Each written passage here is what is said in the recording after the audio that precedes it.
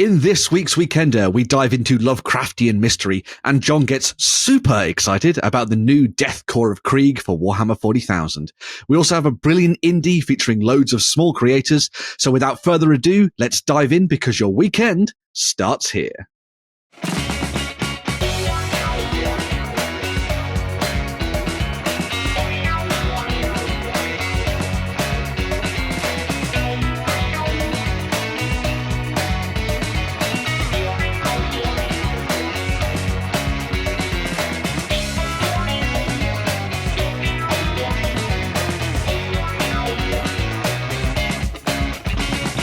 All right, folks, and welcome to the Weekender. Ben's in control. Be afraid. I'm in control. Actually, John is in control of everything. Yeah, Ben is leading. John's controlling. Yeah. If it's going to be mad. If this is either the best Weekender you've ever watched or the worst Weekender you've ever watched, you're welcome. Well, I don't need to introduce them, but I'm going to do it anyway. I am joined this week by Justin. Hello, Justin. Hello. Oh, and John. Hello, John. Yeah, right. Yeah. Already more animated. Fantastic. But yes, fantastic stuff. We're going to be diving into a week's worth of news. We have a lot to get stuck into. Lots of interesting things to share. Some interesting mythosy stuff and everything else in between. A very cool indie of the week and all sorts of bits and pieces. But we're going to be starting off with a little bit of an update.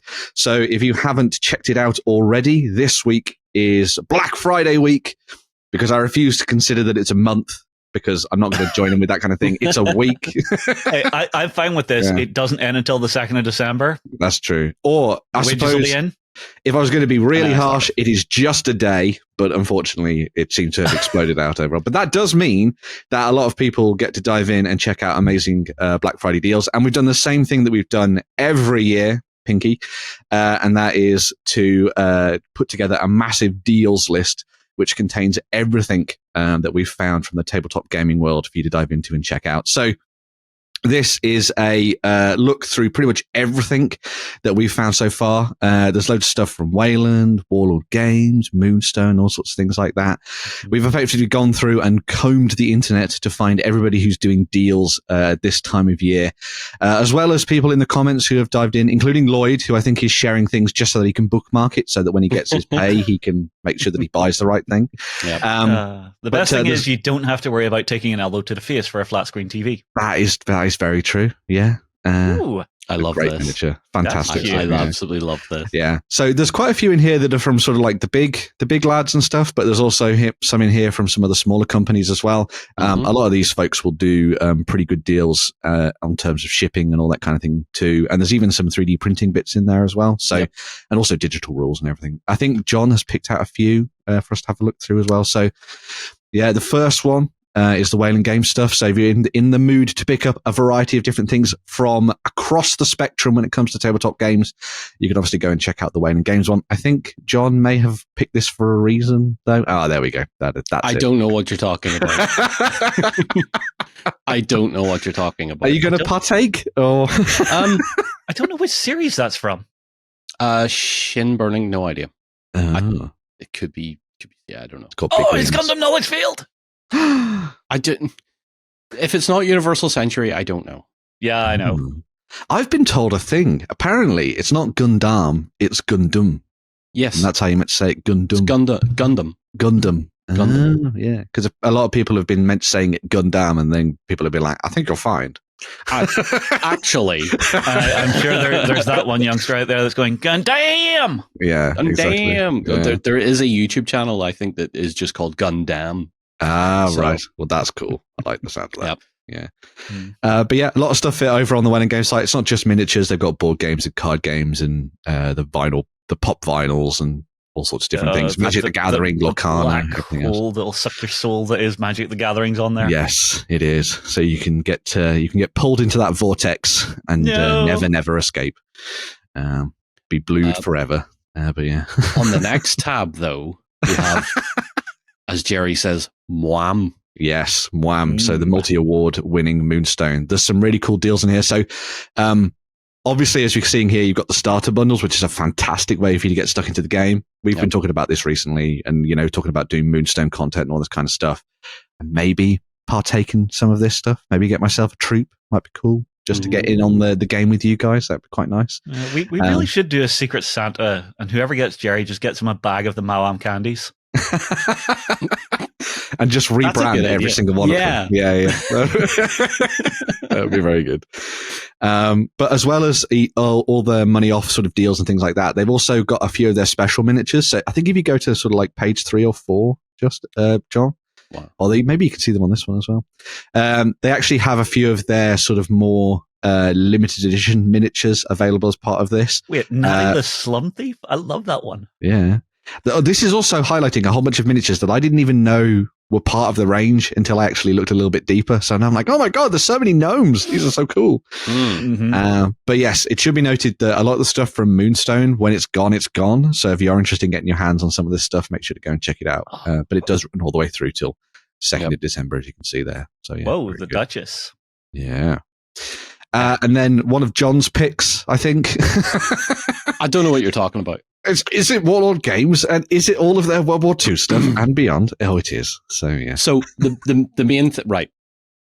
Let me justify. I can't justify this. All right. How much have Warlord done? They have 2 sales running. So they have the Black Friday deals, which have put a lot of stuff like the infantry boxes, for example, have a little bit of discount on them. So there's 37 down to 31.45, which is really nice. Nice. But the main reason is the Thanksgiving. Wow. You buy 4 and you get one of them free. So just like the Indians intended. More toys. Well, I was thinking, because they have a lot of stuff up on pre-order at the minute, like some of the starter sets for the Winter American Fallschirmjäger and stuff like that. Okay. Yeah. Now is the time to either look at that starter set, or if you've already bought your 2-player starter, the Battle of the Bulge set, get a couple of vehicles for that. If you're buying 4, you've got 2 aside. Get a couple of Shermans, get a couple of Panthers, or a couple of Panzer IVs, something like that. And it just gives you a little bit of extra discount on top of getting those vehicles through. And to be fair, it's a very large selection of tanks. I mean, they do pretty much everything, don't they? They do quite a lot. Yeah.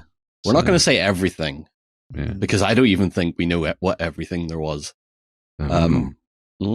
16 pages of nothing but tank. 306 entries. Yes. Yeah. And obviously it's a mix of both their kind of plastic kits, their resin-y stuff, and metals as well. So, yeah. Where? My favorite. We said this is not going to be pointless little thing ever. This is not going to become the Kettenkrad or tank episode. Just so you're aware. What are you talking about? John, you're in control. You can just mute and we can go all day. How many Kettenkrads are you adding? Okay. I get one free. That's true. Very cool. So yeah, that's why I picked Warlord, because if you guys have got your 2-player starter sets, now's the time to go and get a few vehicles to expand that force out a little bit as well. Punch a little armor in there. Yeah, very nice. Or some of the other bits, because it's not all heavy armor. No, very true. Get yourself some of the smaller incidental bits that you maybe are missing from your collection, which is quite nice. Get some rack markers. Ouch, to build out your Italian tank graveyard. Yeah, that must have been a HE round. Yeah, that was the spicy meatball. But yeah, make sure to go and check out that Black Friday deals list for a whole bunch of other bits and pieces in there. The link will be down below. Obviously, this show goes out on Friday, so you'll have plenty of time to get stuff on Black Friday, and a lot of this stuff carries through until what they used to call Cyber Monday. I don't know if they still call it that now, but there you go. I think the world markets have just accepted their fate. They've just decided everything is Black Friday. I'm too old for this. I give up. November is Black Friday. Yes. Yeah, but then whenever it starts creeping back a month and back a month. God. This year the Christmas decorations were out with Halloween decorations. I know. Why? The world is crazy. Let me have spooky season. Exactly. I could buy the quintessential Christmas biscuit box alongside plastic bats to hang on my front door. Yeah. Although I did see someone put up a video of, you remember the old Quality Street tins you used to get? They were like, junky. Yeah, you can apparently fit 4 modern day tubs into one of those. Wow. That's some shrinkage for you, folks. That's late stage capitalism, guys. Yeah. I don't care about my heating bill, but I care about my quality street. So hey, candy is good. Candy is life. Candy keeps you warm. That's true. You don't know you're cold if you're in a sugar coma. Very true. But despite Black Friday being the all-dominating force that it is, the most important part of the week is, of course, the indie of the week. I can't do laugh if they're doing a Black Friday sale. Well, we'll see. But yes, we're going to be looking this week at something a little bit different from the norm, in that it's not just one individual, it is a whole variety of people who've got involved in this one. Oh. So this is from Ramshackle Games, who we have looked at in the past as part of an Indie of the Week. We've done them and we've covered their stuff. But this, more importantly, is the community casting project that Ramshackle have put together. So the whole idea behind this is that if you've made a miniature, so say you've sculpted something in your room or in your, as part of a business or whatever, you can get that sent off to Ramshackle and they will design a mold for you for free. And they'll do all the miniatures for you that you want. So they'll send some out for you to sell and all that kind of thing as well. The only caveat is that then becomes something that they can sell as part of their web store. So you get the stuff for free, but then they can also sell it as well. But this is an absolutely awesome way, I think, for a lot of very small creators who are maybe doing a couple of different casts for a competition or an army that they're building or, big painting projects.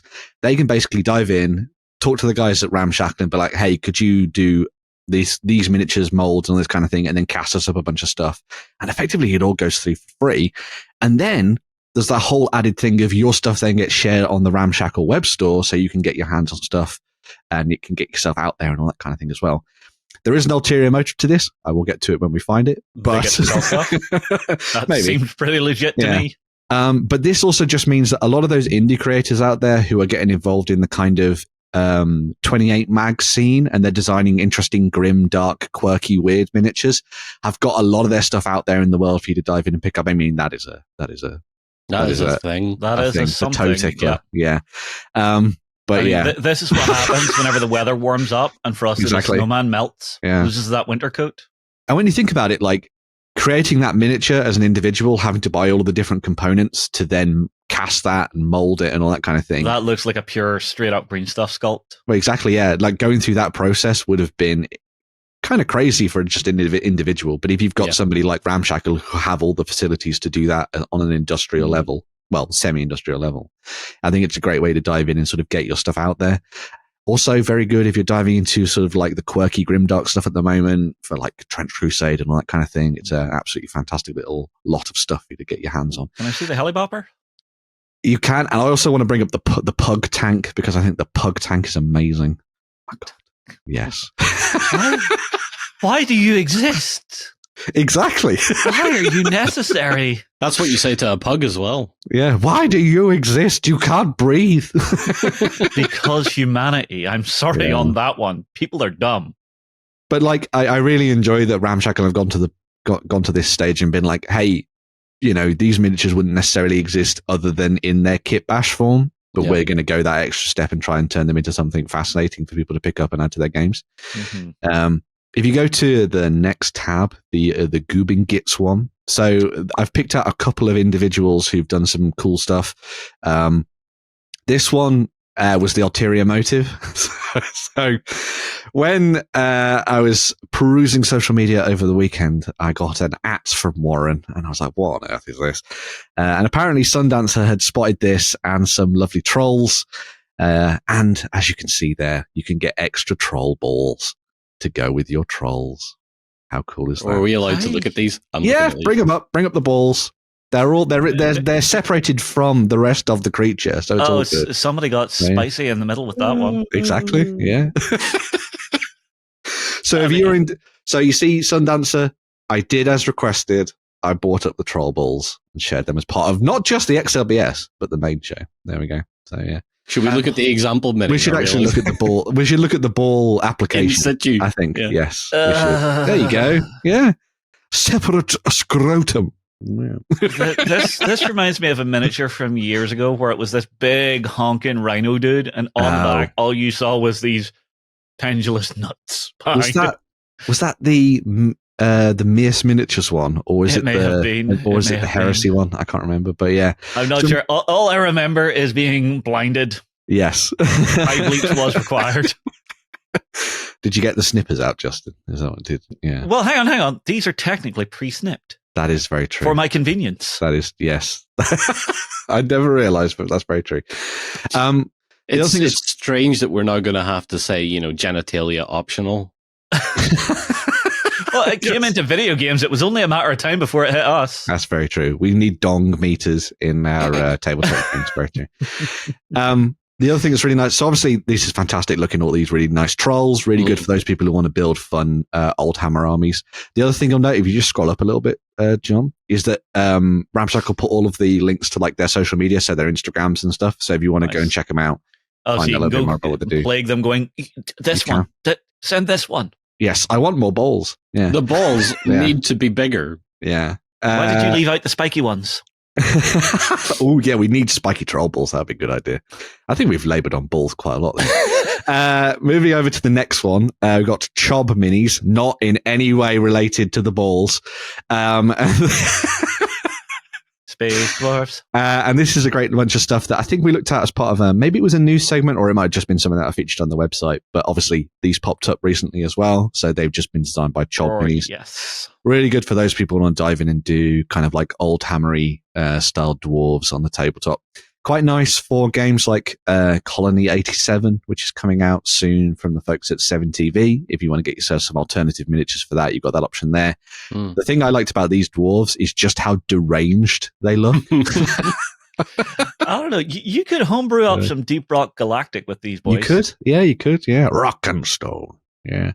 I quite like the idea that they're so like red-eyed and manic because they're used to being underground, but they've been released into the endless depths of space where there is no ceiling. Yeah. And so they just cannot fathom what is happening to them. That agoraphobia. Yes. They don't understand how much up there is in the universe. Yes. Yeah. Where's the top? Yeah. And that guy's got a lovely knitted sweater as well, which is exactly what you need when you're in space. It's so charming seeing traditional sculpts. Yes. Yes. Isn't it? For all the, warts and all, someone's hand has made that rather than just sitting. It's not being CAD designed. Yeah. Through that See, process. I think they both have their place, but that's an argument for a different day. Yeah, very true. Let's move on to L Graves was another one that I wanted to pick out because these were just wacky and weird. I know we've talked about Marginalia style miniatures in the past from the likes of Meridian, I think it was. But these are just quirky, weird ass minis that you could drop into role playing games and do all sorts of things with. That's a little Slaneshi. It is a little Slaneshi, which would be very good, obviously, with the upcoming Emperor's Children. If you want to go like old hammer Emperor's Children, perhaps, that might be a fun way to go. The other thing I quite like about this is that while you could see this as a 28mm mini, I imagine this is maybe part of like an epic scale army. So if you did it in 10mm, but this was your greater demon. The change was, what's the Slaneshi one? Changer of Ways? Is it? No. Keeper of Secrets. Secrets. Changer of Ways is Zinch. Yeah. But yeah, so really nice thing. And obviously tied into Hex 28 as well. So if you want to take it down the actual game route, you can do that as well, which is quite nice.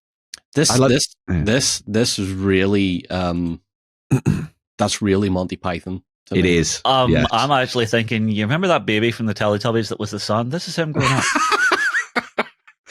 This is what happened when it grew up. All that tubby custard went to good use. I mean, I'm just, if you ever saw Macaulay Culkin when he was a kid, now, that skull cat whose face is a hand. This is the cat that pats you. Yeah. Oh my god! And you could actually literally talk to the hand. I mean, that French kiss is never being finished until he's done. That's true. It's a very angry, aggressive slap there. Yes. It's got to be Scottish. It's just. Are you just saying it's a Glaswegian cat? A Glaswegian, yeah. Okay. I wonder if animals meow and bark in like accents. Apparently they do. Yeah. Sorry, random brainwave. Some scientists actually spent some time working that out, and apparently they do. Yeah. So what? French cat's just sitting there going, Lemieux. Yeah. Next one along, we've got the Grombat Mole, which I think is just a couple of individual miniatures. Most importantly, the Grombat Mole itself. But you also have things like the Baleful Guardians there, which are a really nice. I think these are a great addition to Ramshackle's own game that they've made, which is kind of like a weird, quirky sort of underground fantasy world, which has got sort of like mushroom people and stuff in it. These would be a really nice addition to that. I kind of think these would be fantastic as kind of, think of, what are they called in the Dark Angels? You know, the Watchers? Is that what they're called? Watchers in the Dark or something? Watchers in the Dark. Imagine a corrupted Watcher in the Dark that's been sort of gone along with like Chaos Space Marines. Yeah. I don't know. For these, I would do them like pure metal and drop them into some D&D for some living suits of armor. That'd be cool. Yeah. With kind of like the big red eye or something. That'd be nice. Yeah. That'd be a good addition. I could see them in Trench Crusade. Trench Crusade would also be a good option for those. Yeah, you could have them wandering around, sanctifying Gore and doing all sorts of different things. And the Grombat Mole. This is the one you wanted to see. Yeah. What's in my garden? Let's try and use explosives to get rid of it. Oh my god, it's mutated. It's gotten so much worse. Yeah. Alternative option for maybe like Skaven potentially as well. Could be a fun little addition to an army for that. Is he big enough to be a rat ogre? No. 35-ish. Probably be all right, actually. Maybe not with the modern ones, but possibly. I also like a rat ogre. Yeah, very true. If you go down to the third picture there, John, the other thing I quite like is obviously because a lot of this stuff has been hand sculpted, it's been done in such a way that they've kind of designed it themselves at home and then done some quirky additional things for the tabs and stuff. So you actually get a little bit of fun terrain out of that as well. Yeah, which I think is a really nice carve off all your gates. That's interesting. Yeah, so it's a nice little touch that they've added into the mix. Paint up that like wall section with nothing but cat eyes. Yeah. And then last but not least, talking of old hammery stuff, we have Bequest miniatures. Now, they actually have a much larger range, and we've looked at it in the past. I think it was part of a Kickstarter, where they were doing sort of like fantasy heroes. Again, a company that was suggested by Sundancer. But this is just, I really like this because I'm massively into my Khorne demons, and I did the yellow theme for them to kind of like twist them together to like the golden demon. So I thought these were really, really nice. So you've got some really cool. Is he trying to envenom his blade? Maybe. He's just tasting someone else's blood. Yes, that's probably it. Fair. Yeah. But really nice miniature once again. And then some bits and pieces into the mix. There's lots of other people who've got involved as part of this one. If you go back to the community casting project page, John, you'll see that there's just loads of stuff in here from all sorts of different creators. Big vehicles, orky stuff by the gallon is great to see. Like, why would you not pick up some of this stuff up and throw it into your games? Really nice for people, as I said, who are doing kind of like old hammery projects, but also going down the route of trying to create fun indie style games. Definitely check up what Ramshackle are doing, kind of like that community casting project as a whole, though, because I think if you're like someone who's tempted by the idea of sculpting, maybe you've played around with a few different things, the option to get something done essentially for free and then get your ideas out there in the world, I think is a really nice addition.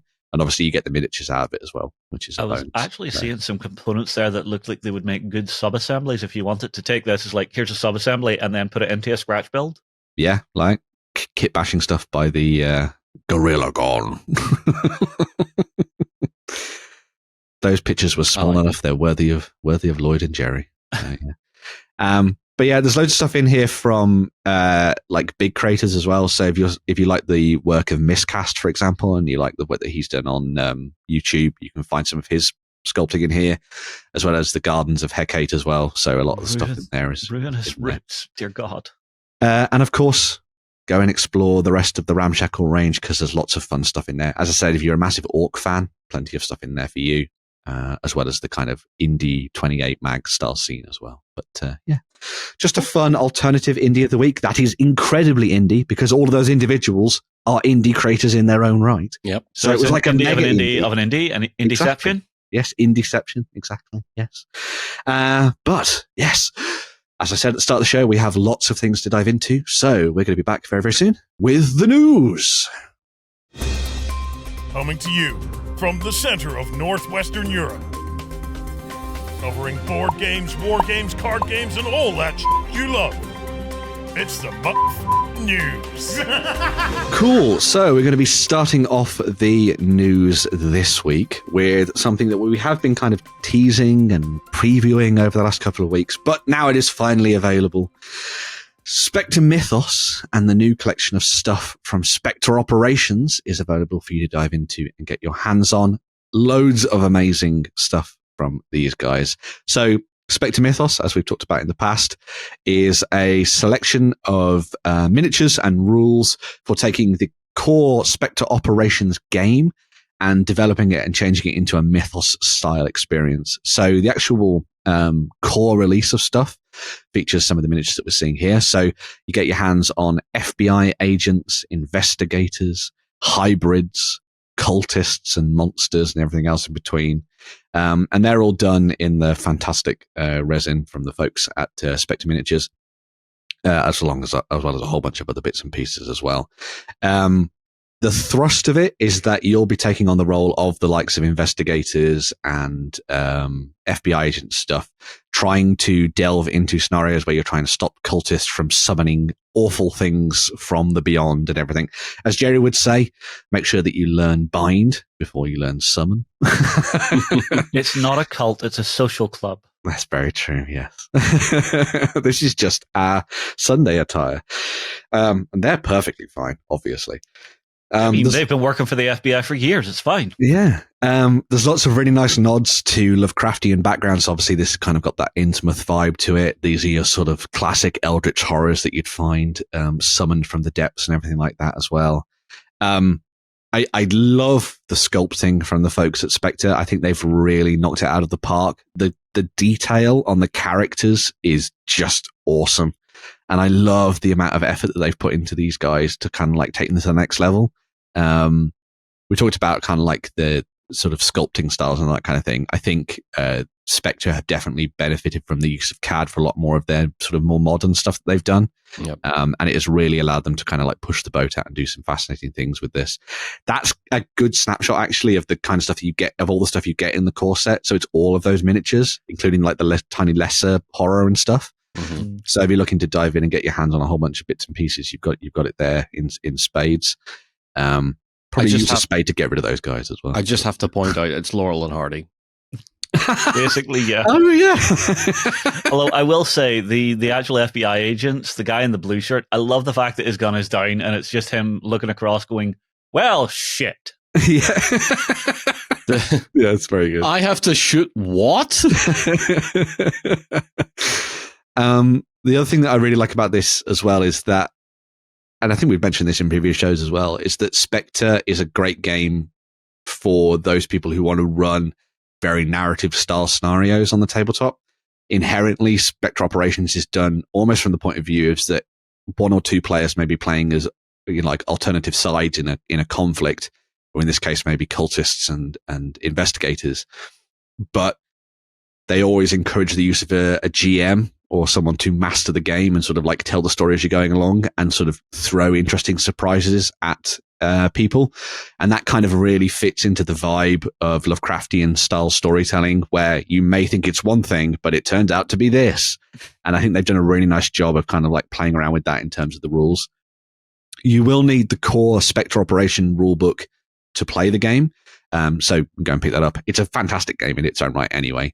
But what they've done with this is they've added in everything that you'd need to then take it back to the kind of 1930s period of Lovecraftian horror. So you've got classic weapons from the period, equipment and abilities that you might expect investigators and stuff to have. There's also an entire section dedicated to madness and insanity rules as well, which you'd expect to find. Oh, it's an absolute necessity for a Mythos game. You have to go Bibbleday at some point. Yeah, very true. And also you'll see that there was a couple of additional options they added in. So you can get things like the sedan car and the standing stones, which are obviously they're great for setting up your first encounters.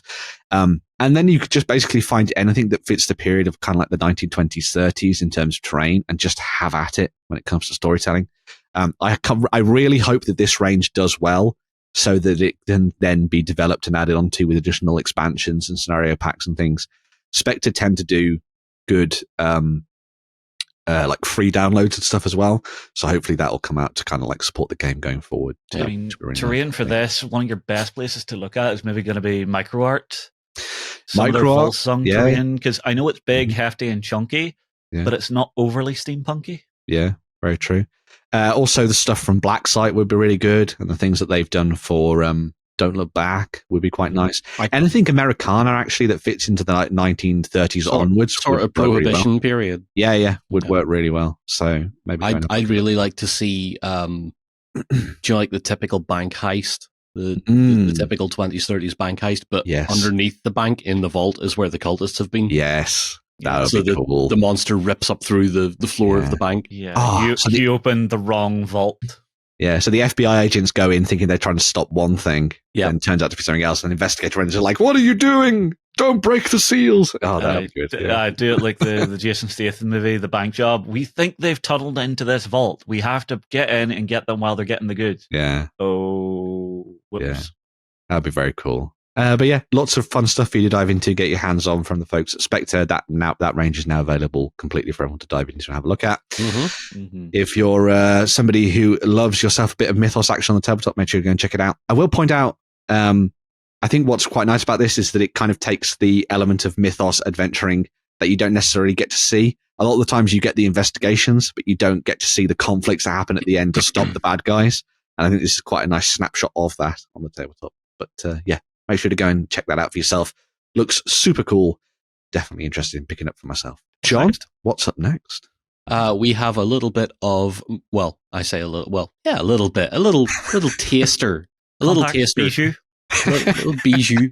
A little look at what Victrix is up to with World War II, because Victrix are very prolific when it comes to their historical ranges. And we are going to be looking at some late war German stuff. So infantry and weapons teams. So the core of your, I guess by late war, the core of your battle group, your Kampf group, which are just a mix of whatever guys happen to be hanging around that had weapons and ammo.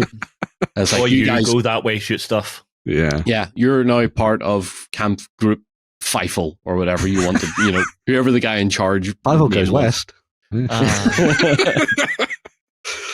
Oh God, the song's in my head. Sorry, John. Carry on. So these are 28 mil. They're not the 12s. But I am going to just open all the images here because we need to talk about some of this. Pretty. We need plenty of head in this episode as well. So We've had balls, chob, and head. So hey, hang on. We have to wargame from nose to tail.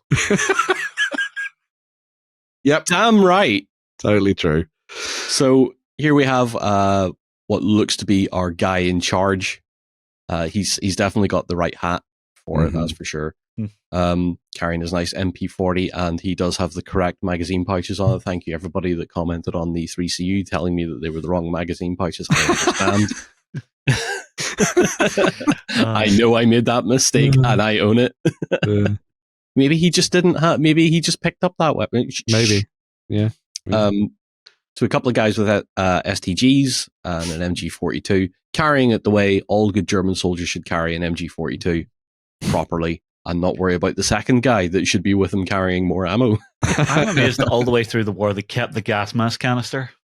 Well, they did and they didn't. Like they're always modeled with the gas mask canister. But what they found out was most of the time they just took the gas mask out, threw it away, and used it for storage. Just stuff some food and ammo in there or something. It's a sealed container. It can be waterproof, so you put your perishables and stuff in there, or paperwork and that. All the cigarettes. I would have assumed. I mean, no, this is a general assumption, but gas always seemed like something that was more of like a World War I element that was used in warfare. It didn't seem like it was something that was necessarily used in World War II. So it wasn't. I mean, we know where it really was used, but it wasn't used battlefield-wise because everybody feared it. It was it was the nuclear deterrent of World War II before the nuclear deterrent at the end of World War II. Everyone was prepared for it. Right. Everyone had gas, and no one used it. Yeah. Germany didn't want to use it because they were worried about retaliation, and the Allies didn't want to use it because they were scared of retaliation. Yeah. I mean, it's the one relic I wish I had got from my grandma before she passed away. She still had her kid's gas mask. Oh, wow. Huh. But unfortunately, when she passed away, it got lost. Oh, that's a shame. It's something that I wish I had laid my hands on at the time. Yeah. They're as they get older, they're very dangerous items to keep. So Oh, okay. yeah, they're full of asbestos. Okay. joy. The filter is anyone who has one then. Yeah. The filter is asbestos fiber. Do not put them on. Yeah. Keep them in a sealed container. Yeah. We have explain a lot. I may have put that on as a kid. Kidding. So these guys have slightly different loadouts, right? Yeah. So these guys are wearing their Zelt bands. I'm going to get told that that's not how you pronounce it. I'm sorry, Pandancer. I'm just going to keep calling it Zelt band, and you can sue me. Sure. It's all right. Yeah. Just go to like a homeschool with him. Yeah. So if you don't once a month on a Saturday, you sit down. Now, No. John, here's how you pronounce. No, I'm not doing that. So if you don't know what a Zelt band is, it's a tent quarter. Okay. It's a 2-man tent quarter, so you need 4 men to make 1 tent to put 2 men in it. Oh, okay. Logic. But it also works as a rain smock as well. Yeah. Because it was in camouflage material, it just adds a little bit more camouflage to your outfit. Mm-hmm. These guys are also wearing their helmet covers. Different layout of equipment. I like the variation in that because no two soldiers really wore the equipment the same way. They sort of wore whatever was handy for them to reach for. Yeah. I always find it funny just how heavy the German uniforms are. They're heavy when they get wet. Holy crap. Right. When you are stood out in the rain with that stuff, it just becomes like I'm suddenly wearing a car. But even just the actual material when dry, there's such a weight to it. It's very similar to the British battle dress. The theory behind it was, yes, you're warm in it now, but once you start sweating into it, you will naturally equilibrium your body heat a bit. So you will just disgusting be way of moist. looking at it. It's a disgusting way of working at it, but it worked all right, so it's fine. These guys, I like them. Move on. More. So we have K98s, STGs, and we have a guy with a nice little Panzerfaust there. Also a nice. I like the change. I like the difference in poses. So we have this guy here who's clearly reaching for a new stripper clip for the rifle. I will say the faces are really individualized. Yeah, they're very. I want to say Hollywood because the expressions and the chiseled jaws, the big chins, that heroic kind of look to them. They're very at Hollywood. 28mm scale. Whenever you see it on the tabletop, it's only like But the more detail you put into the sculpt. And at this stage is when they come out, it's easier to paint. I really appreciated all the additional stuff, like so you can see all the ways that the uniforms are fastened together, the scarves and all that kind of thing. You can see what they're wearing underneath their like traditional jackets and all that kind of stuff. I thought it was a really nice touch to these. The more unique you make each individual person, the more uniform the unit looks. Which is kind of a weird way of saying it, because if they all wore the equipment in the exact same way across the entire unit, it would look weird. It would almost look robotic. Yeah, it looks very robotic, and you've got to strike a nice balance with World War II miniatures as to how individual you make them. But I mean, this amount of head options for a start is a great way to start making those guys look a bit more individual. Yeah. I do like the fact that some of the additional components, like the ammo belt or the binos, are already attached to the head for when you put it on, because I remember doing it when they were separate on some old Warlord years ago. Oh, it was so fiddly. some of the old their older Russian infantry and the older Warlords German infantry were quite fidgety that way. Right. They've gotten better. Yeah. These guys look great. I love the ski caps down here. And there's two different types of ski cap. There's the M43 and then there's this other one which or maybe it is because no, it's the same. They're just different. The ski cap hats are just reminding me so much of Were Eagles Dare. That I see that and I'm like, oh my god, it's the card. I totally didn't do Fallschirmjäger as a reenactor just to have an excuse to wear a ski cap.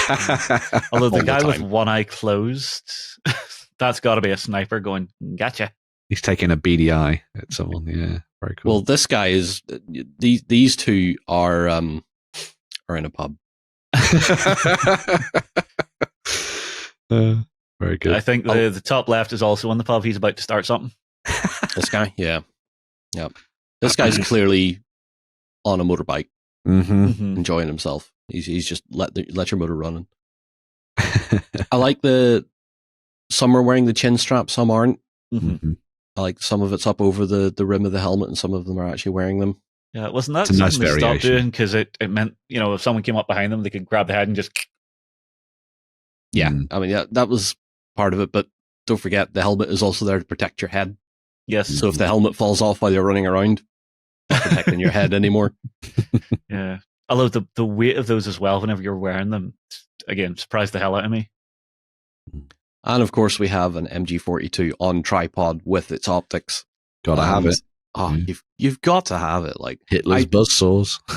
I love being able to see like the German army when they're looking at their weapon teams, and it's like, right, when they were coming up with the infantry tactics revolve around the machine gun. Right. The MG34s and later the 42s were the crux of an infantry advance.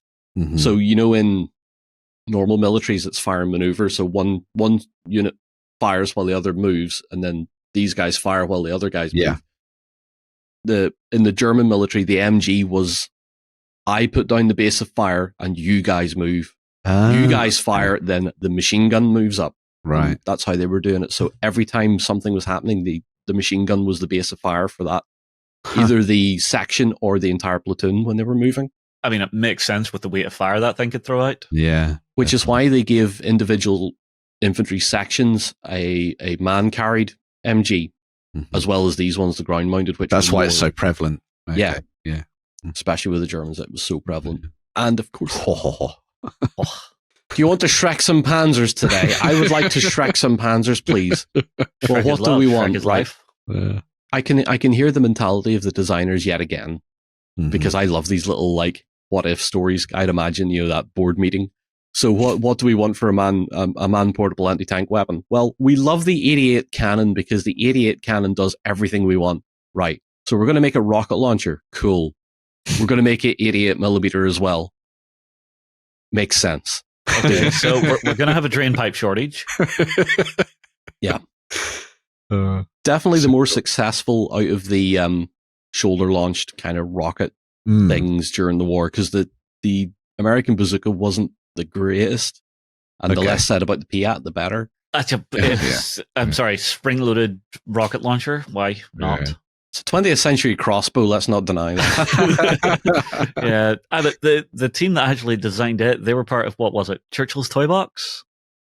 The MOD absolutely hated the guys that designed that because Churchill set them off on their own and went, look, I don't care about all this highfalutin, hoity-toity, military pride and all this. Make stuff to kill people. Go nuts. Yep. And here, lastly, we have all the different stuff together, all the weapons teams together. So we have your heavy MG42, you have the Panzer Shrek, you have the light MG42. The little backpack for the Shrek's nice. Just a nice little touch to have there. Yeah, never really seen them used. But maybe in a couple of places I've seen them used. Right. Panzerfaust, they are the Panzerfaust 60 if you care. You can tell by the shape of the warhead. And the mortar teams and everything as well. And the mortar team. The one guy radioing and going, all fine here, don't worry, we've got this. Yeah. Are you going to drill your barrels on these, John? No. Just paint it black. There you go. I mean, I would suggest for the mortar and the Shrek. No. Just because they're bigger. No. Just paint it black. No. Just paint it black. They're 28 millimeter gaming models. All right. If they were scale models, it'd be different. Yeah. If they were scale models, they'd already be pre-drilled anyway. To be fair, yeah, fair. And they'd be in at least 10 times as many parts. Yeah. Very true. But excellent all round. These guys are wearing a different style. So these guys are wearing the Zeltbahn. These guys are wearing the smock. There's two. Smocks typically were, I'll be wrong if I say it, but I believe a lot of the smocks initially were just SS. Okay. But they did do them in the Wehrmacht camouflages later on as well. So I mean, there's enough neutrality in here that you can probably paint any unit you feel like. There's nothing there that's overly specific.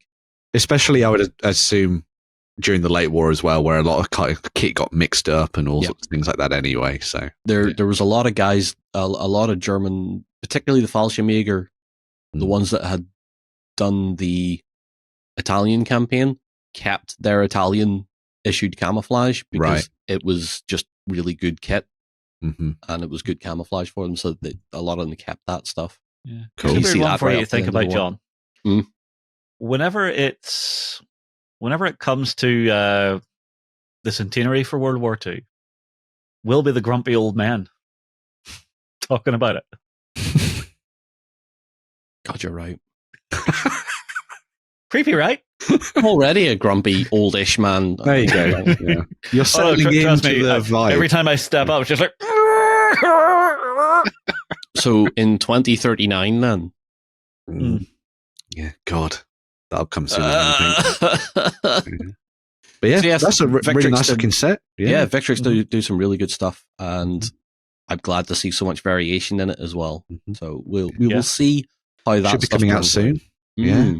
It's a good sign of things to come for, I would assume, the inevitable US set to go against them, as it tends to be Germans followed by the US, and then the Brits come in third sometimes. So yeah, we'll see.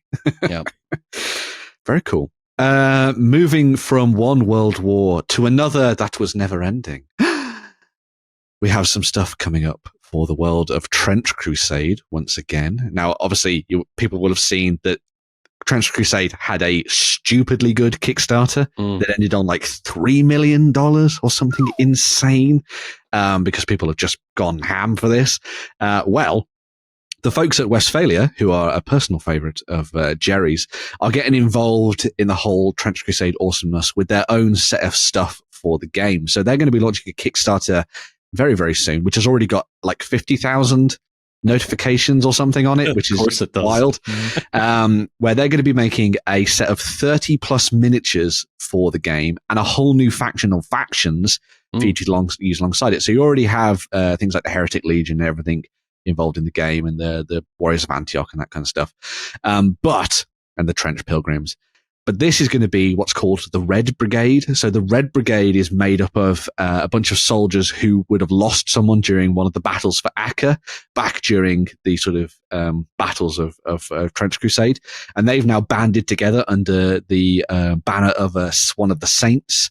And they now fight as a whole new unit that you can drop into your games. So if you're going to want to dive in and play a slightly more narrative style affair, I mean, the game's fairly narrative already anyway. But if you wanted to dive in and go for like proper full-on sallet helms and badass cloaks and sort of lost souls battling on the front lines, this is definitely going to be the faction for you. I mean, Westfalia already do amazing stuff, but this like takes it to like another level, which I think is really, really cool. I think I found my faction. There we go. Do you know what?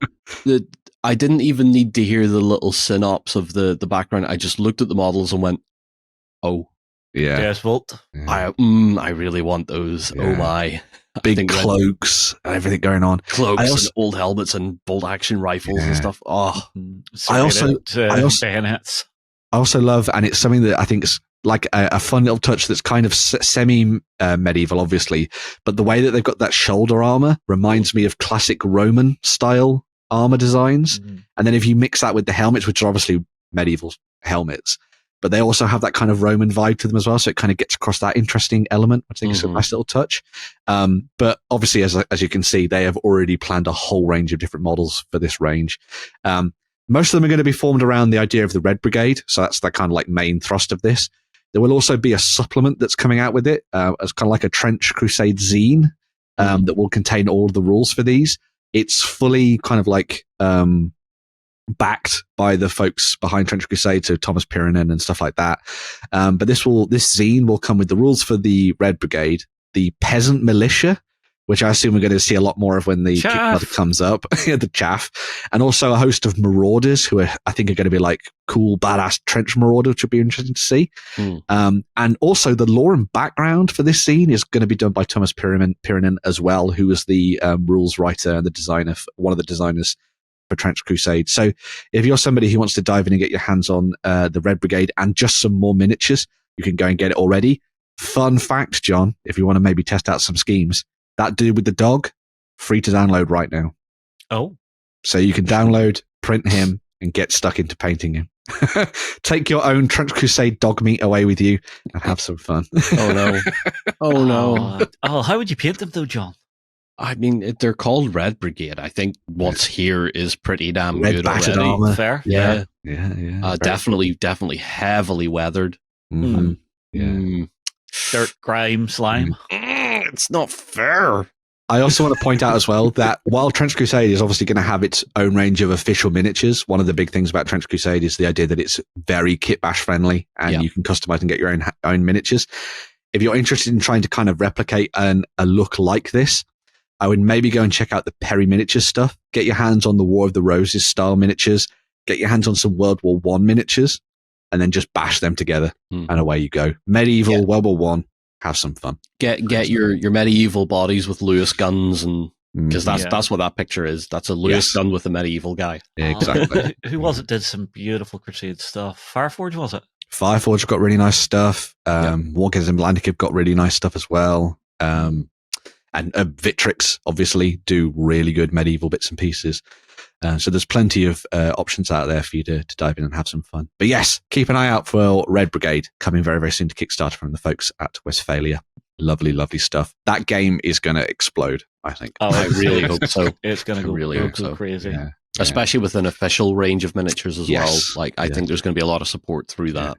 I will also say, late pledges, and if you missed out on the Kickstarter campaign, go live this weekend. So if you missed out on the Kickstarter and you want to get your hands on one of the Warband sets, you can do it from this weekend. Nice. Maybe because I'm doing it, but, but yes. Not gonna lie, send me a DM when you're doing that, Ben, because I might get involved. Want in, ditto, because I did see some of the factions that I did quite like. Should I go and shout on Shay and see if he wants anything? No. Look, he just gets voluntold. It's fine. Yeah. That's how we work in this military. Yeah, very cool. But yes, going from the medieval mixed with World War I to just the medieval, Justin, what have Wargames Atlantic been getting up to?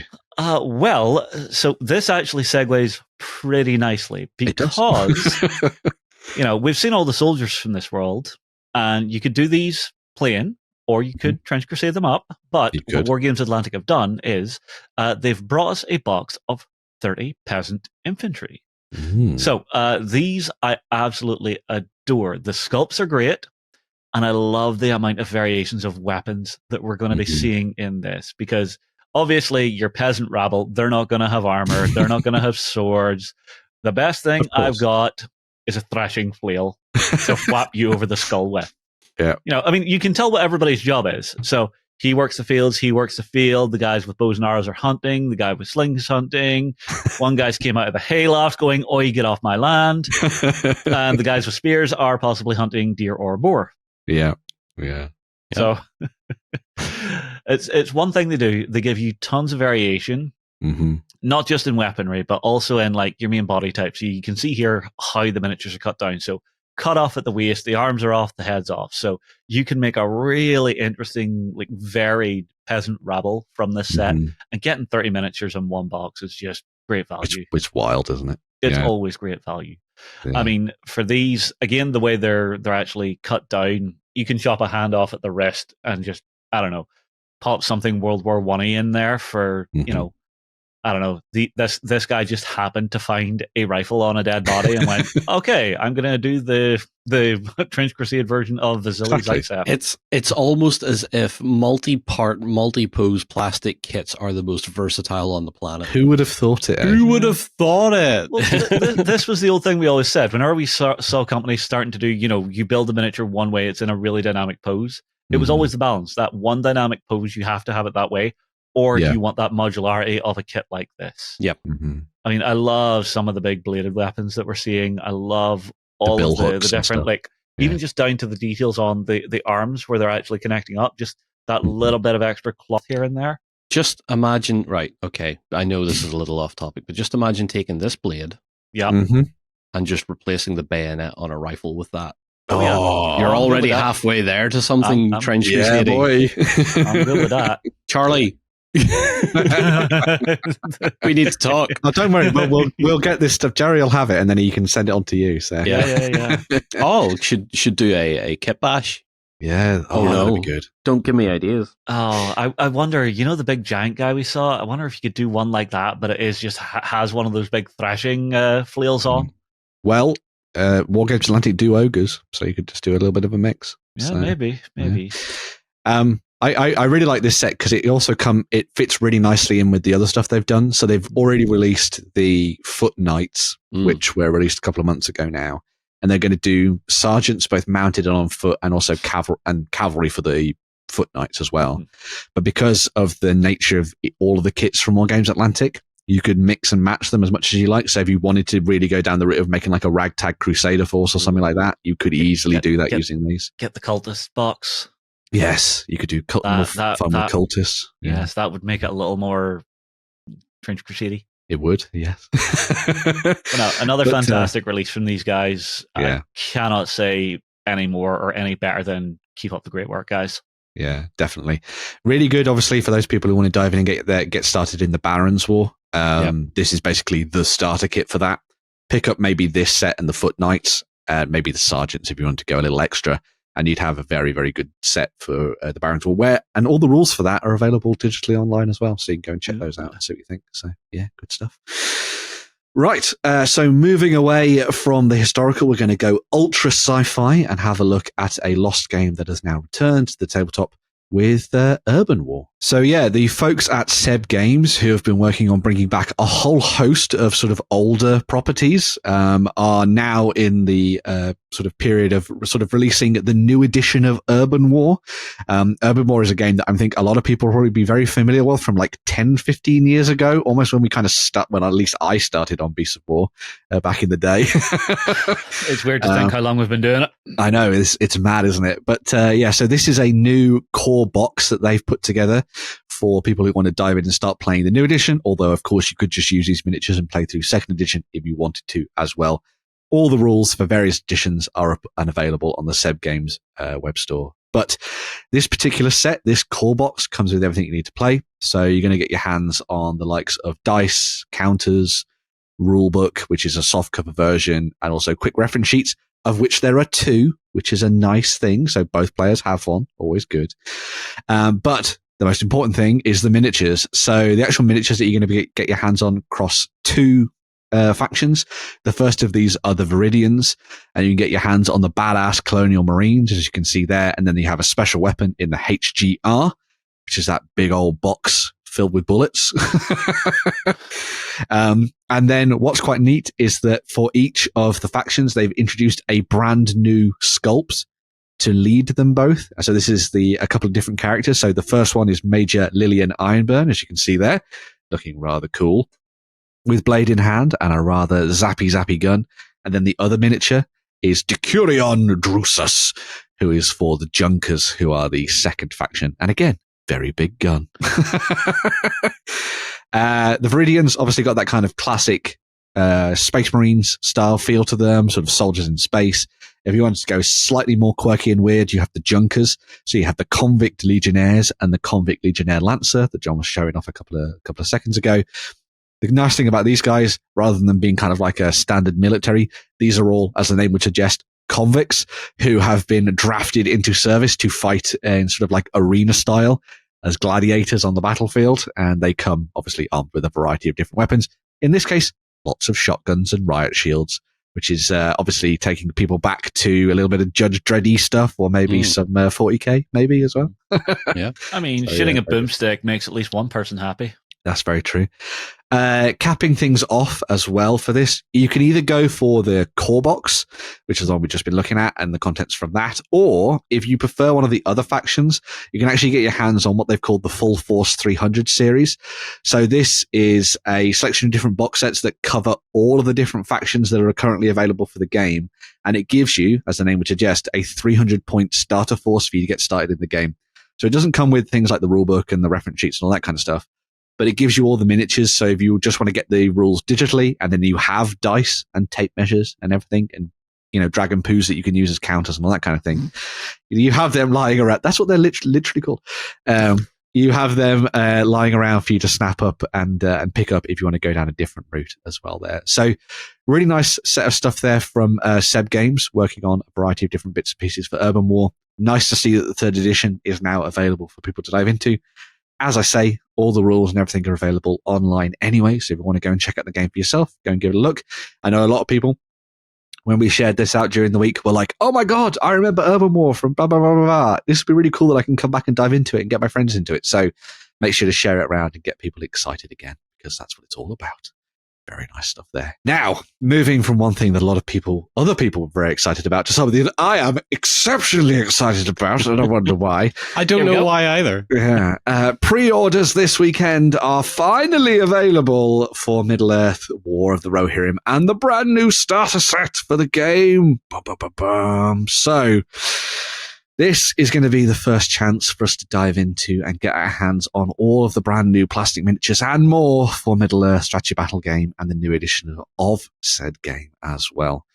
The idea is this will be sort of getting everyone prepped and ready to get their hands on all the miniatures alongside the release of the film for War of the Rohirrim, which is coming out on the 13th of December, I do believe. I have to make sure that I actually go to the cinema and watch it properly, because I wanted to go and see Gladiator this weekend. Gladiator 2 has not been out for very long in the cinemas. It's already not in my Odeon. Like, what the hell, man? Same for Paddington 3. I can't go and watch Paddington 3, and I can't go to Peru because it's not in the cinemas anymore. So, screw you guys. Hang on, Ben. I've got something else for you. You could go see Moana 2. I don't want to see Moana 2. I like Moana 1. What can I say except you're welcome? Yeah, thanks, Joe. Anyway, War of the Rohirrim, cool stuff. I am a little bit disappointed. Why are you disappointed? What are you disappointed about before I get excited about it? 2 buildings and no hills. It put some books under the mat. It's plastic. Yeah, there you go. I'm sorry, I had to challenge Jerry there for a second, because I know he would probably have the exact same complaint. That's true, I guess. But yes, so the starter set, you can see the full contents of it here. You get the 2 Rohan houses, as Justin was alluding to there, which are some of the previously available plastic kits.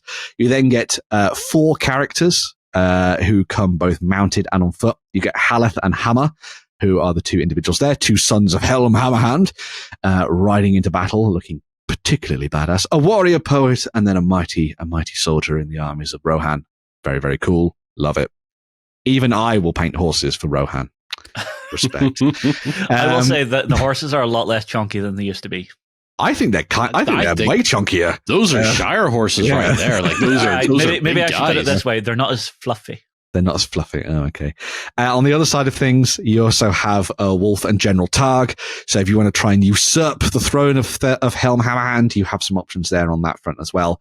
But again, both mounted and on foot characters, both of those armies. So you've got some really nice options there. You almost said Theoden. I almost said Theoden. I did. He's in my one true king. He's in my blood. As well as that, you also get brand new plastic kits, which is something that we can't say has happened in an age. So you've got a brand new one for the Warriors of Rohan, which is looking so cool. As I've touched on in the past when we looked at the reveals for this, all of the miniatures have been designed to match the poses of the original plastic set, but they've just been updated with sort of like new detail and all that kind of thing. So these are going to be way easier to paint because the old ones are a pain in the bum. Yes, they are. Yes, they are. So definitely get these and get your hands on them. But also, if you want to go down the other route, you also have the Hill Tribesman set, which is another really nice little box set. Gotta admit, I'm leaning more towards the Hill Tribes in this one. You usurper, I'll kill you with my fist. Can I ask one thing as a noob? Go, girl. When is this set timeline wise? So this is set like 60 to 100 years before the time of the War of the Ring. But you could easily use these if you wanted to as men of Dunland from your Saruman forces and things alongside the Uruk-hai if you wanted to go down that route as well. Because I thought their style was very similar because I've only got the movies as reference. So I have your man pledging allegiance in front of Saruman and cutting his hand. I was like, he looks like these guys. You could easily use them as that. So because there's a slight, because a lot of people, when they looked at the original box set, and I kind of had the same thing as well, is that you think that it's Dunland versus the Warriors of versus Rohan. But in actuality, it's Rohirrim versus Rohirrim in almost like a civil war. and then the done lendings are kind of in addition to that, alongside it. And we'll talk a little bit more about it when we look at some of the other characters that they've put together. But that's a fairly awesome new starter set. I think so myself. Comes with the rulebook, which is so good. Always nice to have the rulebook in the box. And also, you can get a little supplement to the side of it as well. That will come with all of the profiles for all of the miniatures that you get to play games with in the box. And also all the special rules and things you'll need. And also, I think it's 3 introductory scenarios. So you'll learn to play as you dive in. Middle-earth, very quick and easy game to learn. Really, really good fun. There's even a battle report of it on the channel that you can go and watch. Might be a good time for me to get into Rohan again. Yes. Do it. I'm still annoyed that I can't get a Theoden model easily. Is the plastic hard to get hold of at the moment? Is it? I haven't seen it anywhere. Oh, man. I've got one right behind me, John. Hey, Christmas is coming, Ben. You could be kind. I could be kind. You have more than one? Actually, I have 3 Theodens. I have 4 metal... No, 4. I have 3 metal ones and 1 plastic one. There's your problem. There's your problem, John. Ben is hoarding them all. I'm hoarding the Theodens. Cornering the market in Theodens. As well as solid financial investment, as well as the starter set. There's also a whole bunch of other stuff coming out this weekend for pre-order, including some stuff that kind of fell by the wayside and maybe should have come out a little bit earlier. So in addition to the starter set, you can also buy the books separately. So if you want to get your hands on the new main core rules for the game, you can get those. So they're available as a separate book if you already have miniatures lying around, like Ben. And if you want to get your hands on all the new rules for the armies, there are 2 new books for those. So there's one for Armies of the Lord of the Rings and one for Armies of the Hobbit. They will have obviously profiles and rules for army building for both of those time periods, essentially in Middle Earth. So you'll be able to get your hands on those separately if you like. I am going to be buying the starter set, and I'm also going to buy the Armies of books, both of them. And I will be indulging. Moving on to Angry Santa. Yeah, Angry Santa is back. Although last time I said that, a lot of people in the Middle Earth community were like, it doesn't look like Santa. But whatever. I think it's funny. Paint that jerk in red. Yeah, away you go. Yeah. Violent Night. Yeah. So in addition to the plastic stuff, we also got some Forge World resin miniatures. So there's Helm Hammerhand, Wraith of the Hornburg, which is a fantastic miniature representing him during those kind of last stages of the War of Rohirrim. You also got Frecker, Lord of the Westmarch, who gets punched in the face by Helm. So he'll have a very short period of time where he's useful in the game. Is that this one or the next one down? Frecker, that guy, yeah. Okay. So he's the guy that gets punched by Helm and dies. He's father of Wolf, so yes. Okay. Spoilers for War of the Rohirrim. We also have Lord Thorn of the Wold. Now he is a Rohirrim lord who sort of challenges Helm alongside Frecker and turns against them. And I've seen some really, really nice pictures of the painted Rohirrim warriors with the red cloaks of Thorn here.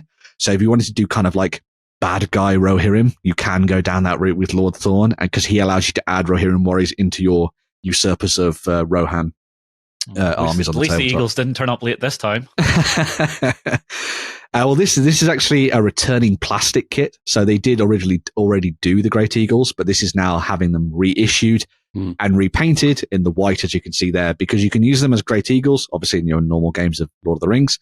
But if you wanted to use them in War of the Rohirrim, you can use them as fledgling Great Eagles because they take part in the storyline of the movie. I think if you've seen the trailer, you'll have seen them interacting with Hera, the daughter of Helm and stuff. So you can use those in your games as well, which is quite nice. And then some miniatures that kind of vanished. So these were announced months ago to go out with the Angmar supplement, but you're now able to get your hands, or at least will be able to get your hands on Burdur, the Hill Troll Chieftain, which is just a stonkingly good troll. 4. And also the rest of the Hill Trolls of Angmar. They're available as obviously big Forge World resin kits. I remember we had a look at these a good wee while ago. Yeah. While they have rules in the Angmar supplement, that Angmar supplement will now be out of date by the time the new edition comes out in a couple of weeks. Of course. So Games Workshop have done a free PDF of rules to use them in your games. What? Digital things? Ew. It's almost like they should have come out a couple of months ago so that they could have been used by people, but there we go. There we go. And then last but not least, the Ruined City of Gondor terrain is available for you to pick up as a large bundle alongside all the ruins and things like that. So that's what I would want in the starter box. Those kits, if you've not looked at them, are like proper wargaming Lego. so many of those components come as like individual bits that you kind of like bolt together to make loads of crazy stuff.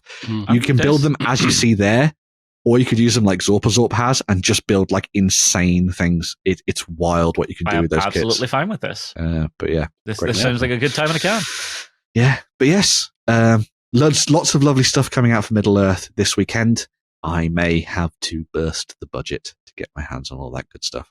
Oh. Is it really spending money if it makes me happy? So hang on, is this the meme of my lady, my queen? Fine, buy the little plastic men. No, she's already said yes, so it's all good. So.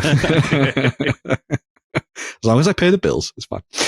Right, but that's not everything out of Games Workshop, because I think John has sort of butted his way in to sort of like talk about the awesomeness that is Death Korps of Krieg. Yeah, I was meant to cover this, and then John went, nope. Literally, hand to my face going, get out, mine. It's a fact. It's a news story that was actually written for me, and Ben just misnamed. Yeah, I just put the wrong J name at the front. You almost called him my name earlier, so understandable. That's it, you know. Yes, Death Korps of Krieg. It's been a while since the initial Infantry kit came out as a kill team, and now we are finally getting the faction expansion that everybody creamed themselves over, hoping that it was going to happen. Okay, so balls, chob, ding-dongs, creaming. I see that. Right, okay. Now, we also have horses now, so be wary. Yes. Anyway, John, sorry, wax lyrical. Death Korps, yes. Death Korps. When the kill team came out in the big starter box, and I was like, these are the best sprues in this box because the orc ones are rubbish, and everyone eventually agreed with me. Thank you for watching that. Hey, I was with you on it from the start. No, you weren't. You were trying to calm me down. You were like, "Oh, but sure, it's terrible." Have you tried to build these things? Have you tried to build these things? These are terrible. John, why do you have a plane ticket to Nottingham? Yeah. God. So, obviously, once that infantry kit came out, everyone was like, "Me and Army when?" Yeah, Gifnu Krieg now. It obviously wasn't in time for 9th edition when the Cadians got their big refresh. But because the Cadians got their big refresh, everyone started to look at Krieg because obviously they were going to turn up eventually. And they are finally turning up and being led by this guy who is absolutely insane. Lord Marshal Dreer. Name. Yeah. Not often you get Krieg named characters, to be fair, but that's I think that's they're trying to refresh the lore a little bit and start to put names in there, because at one point they were doing the Alpha Legion thing of we're all Colonel. Oh, okay. Yurton. Right. Everyone's Yurton. Anyone in authority was just called Colonel Yurton, and it's like we're not doing that. We're not doing that. I'm a man, not a number. So we have tons of stuff. I'm just going to open all the pictures because I want to stare at them lovingly, longingly, go to bed at night and dream about Krieg, because everybody knows the happy gas mask noises are on their friggin' way. Dreer, obviously, Dreer is just such an inspired looking model. Like, he's clearly there's a lot of design notes from Lord Solar Laurentis or whatever he is, the one that came out with the Cadians. Leontis, something like that. There's a lot of similar strokes off him for design, but obviously Kriegified up, and I'm very happy to see that not only have they kept the aesthetic as good as they did previously, even though I still don't like the gas mask eye lenses so much. Right. I like that they've revamped what Forge World did initially, because it's kept all that DNA of the original Forge World designs, but just brought it back up into the modern sort of more CAD design, more excellent lines and everything, because Gas Mask 4 Horse is amazing. Yeah, I assume all of this is hard plastic now. Oh, it is, yeah. All thank God. All right, I have one question. Go on. See the picture in the bottom right here? Yes. What is he reaching for? Horse treats? He's got his hand on his sword. His hand on his cutlass. Oh, it's the sword. Sorry, sorry. It looked like a pouch. I couldn't see. He's got it's the guard for his sword. Yeah. In the picture above that, he does have a las pistol in his hand. He's got the las pistol instead. Yeah. I like to see some options in there. Dreer's amazing. The command squad. I love the commissar. That is the best commissar GW have ever made. Considering how bad the last plastic one was as well. Yeah. So. Well, he was very straight up and down. He looks more like a statue. I love the two little servo skulls with the roll of parchment between them. Yeah. They are so cute. But it makes sense to make the guy in charge of the Krieg unit a commissar, because commissars are meant to be there to stop people running away. But in Krieg, they're meant to stop them running forward so much. Yeah. They're meant to hold them back a little bit. And the problem... Actually hold their horses. Cool. Yeah, hold your horses. The problem is that with Krieg, the commissars are turning up to try and keep morale level, but these guys are so motivated already. What the commissar ends up doing is trying to one-up the Kriegsmen and end up getting killed a lot more. Just anybody who hasn't read it, go out and read Dead Men Walking. Dead Men Walking, and then there's Krieg, and then there's the third novel, which is Siege of Rax. Oh, okay. Right. And all by Steve Lyons. All excellent books. Dead Men Walking is okay. I enjoy it. Krieg itself as a novel is excellent because it contrasts between Acadian regiment fighting alongside the Krieg. Okay. And you get that sort of... It also gives you the backstory of Krieg and the rebellion and the 500 years of civil war. Wow. Nice. So it's an excellent read. And then Vrax is obviously, hey, we're going to blow up this world now. Yeah. The thing that I wanted to point out particularly with this, and I think it's something that came up in the comments, is that a lot of people really, really appreciated the design work that's definitely gone into Krieg to make them look as good as they are, considering how Games Workshop have dealt with things like the Blood Angels recently and like gone for kind of like they're kind of Primaris, and here's a few extra bits that make them feel like Blood Angels. Yep. Games Workshop have definitely clearly poured the love into what they're trying to put on the table with Krieg and really gone for that sci-fi but World War I, World War II trenchy style warfare on the tabletop. And like, it's all the little details. So people have mentioned things like the bullet holes in the flags, all the stuff you find on the bases, all the equipment that's like strapped to them and all that kind of thing. The weird quirky stuff that really sells it as 40k, but World War One, I think is a really nice touch. So. I think Workshop understood that if they didn't get this right, it wasn't going to sell. Yeah. I think if they made them too generic looking, that it wasn't going to work. And like Cadians with gas masks. they've nailed it in the past with the Vostrians when they were all the metal models. Oh, God, yes. The Vostrians were some of the most flavorful miniatures they made for Guard at that particular point. I think that's like 5th, 6th edition. Yeah, you're around that era. Fell out of popularity. Yeah. So. I will say, seeing these, I would be quite happy for them to retire the Cadian line. I like these enough that I'd be happy for them to retire. John's preparing his pistol. What is this? Heresy! Execute you. Go to hell. All right, I'll see how much hate I gather in the comments. I think this is... I'm kind of hoping this is kind of a return to Old Guard, because Old Guard, I remember, just had so many options and a lot of things that was going on there. Now, the problem with the older Guard, when it was all Catechans and Vostrians and Cadians and all sorts, is that there was too many chefs in the kitchen at that point, I think. And what I hope they're doing here is they're narrowing down. They did it in the 9th edition Codex, where Krieg stuff was the Krieg infantry squad was definitely a separate thing. Yeah, everybody else, they weren't generified at all. What I want to see in this is if they do more factions like this, hopefully this is going to be a success. It is going to be a success. If they revisit Vostrians with full plastics like this and with modern design and stuff like that, I think the Vostrians could also be a regiment that could sit up there, same height as the Cadian refresh and now the Krieg refresh. What about Catechans potentially? I don't care about the Catechans. Oh, okay, right. I think honestly, the Catechans early jungle fighters go to hell. Who's in charge? Who's got the biggest knife? We'll work it that way. They're a cool idea, but I think they're a little bit a relic of the 80s and the action movies that inspired them.